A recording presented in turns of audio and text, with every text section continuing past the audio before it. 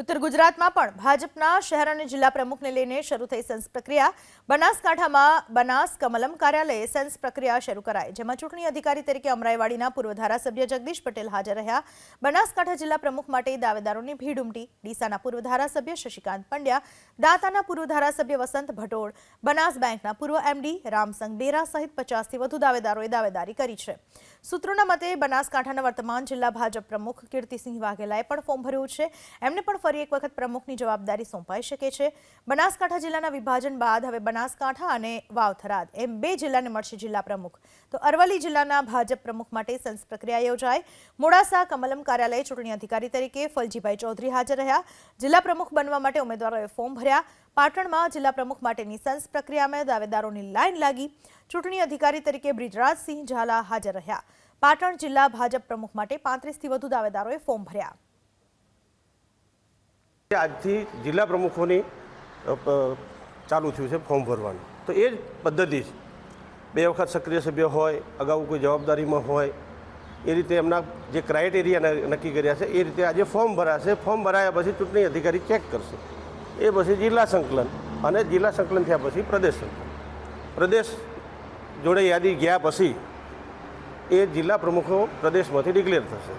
આજે અમે ઘણા બધા લોકોએ અહીં જિલ્લા પ્રમુખ તરીકે ફોર્મ ભર્યા છે। આખી પ્રક્રિયા જેમ ઇલેક્શન કમિશન કરતું હોય છે એ પ્રકારની જ આ પ્રક્રિયા છે, અને અમારા કાર્યકર્તાઓ જે છે અનેક ચૂંટણી લડાઈ ચૂક્યા હોય છે, એટલે એ કંઈ ભૂલ કરવાના છે એવું કંઈ માનવાને કારણ નહીં।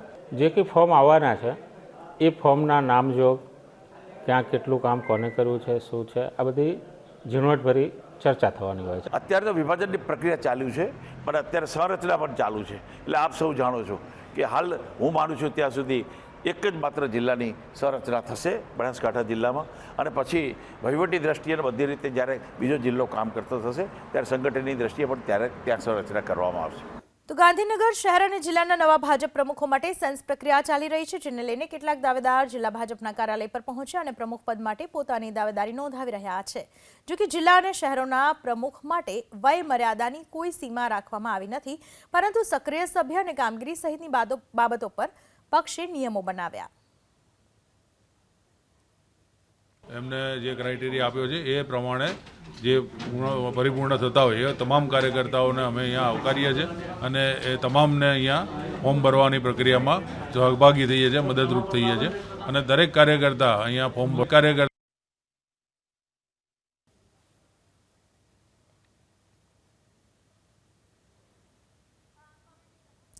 દરેક જગ્યાએ ભાજપની સેન્સ પ્રક્રિયા શરૂ થઈ ચૂકી છે। જિલ્લા પ્રમુખ માટે, શહેર પ્રમુખ માટેની સેન્સ પ્રક્રિયા શરૂ થઈ ચૂકી છે, જેમાં અનેક ઉમેદવારોએ પોતાની દાવેદારી નોંધાઈ છે।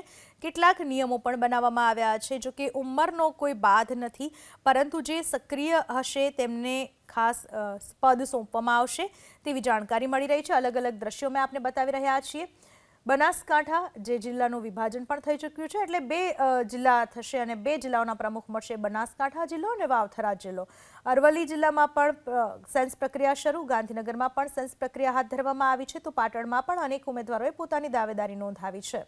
મહાનગરોથી માંડીને દરેક જગ્યાએ સેન્સ પ્રક્રિયા શરૂ કરવામાં આવી છે। ગાંધીનગરમાં પણ ભાજપે સેન્સ પ્રક્રિયા શરૂ કરી છે। મહીસાગરમાં, ભરૂચમાં, આ દરેક જગ્યાએ જે હાલના શહેર પ્રમુખ કે જિલ્લા પ્રમુખ છે ત્યાં તેઓએ પણ મોટે ભાગે દાવેદારી નોંધાવી હોવાનું જાણવા મળી રહ્યું છે। આ દરેક જગ્યાએ ભારતીય જનતા પાર્ટીના કાર્યાલયો પર સેન્સ પ્રક્રિયા હાલમાં ચાલી રહી છે। ભાજપના અનેક આગેવાનો પોતાની દાવેદારી નોંધાવવા માટે પહોંચ્યા છે, જ્યારે ભાજપે સેન્સ પ્રક્રિયા શરૂ કરી છે। 8મી તારીખે આ અંગે બેઠક પણ મળનારી છે। પહેલા 8થી સેન્સ પ્રક્રિયાની કામગીરી શરૂ કરી દેવામાં આવી છે।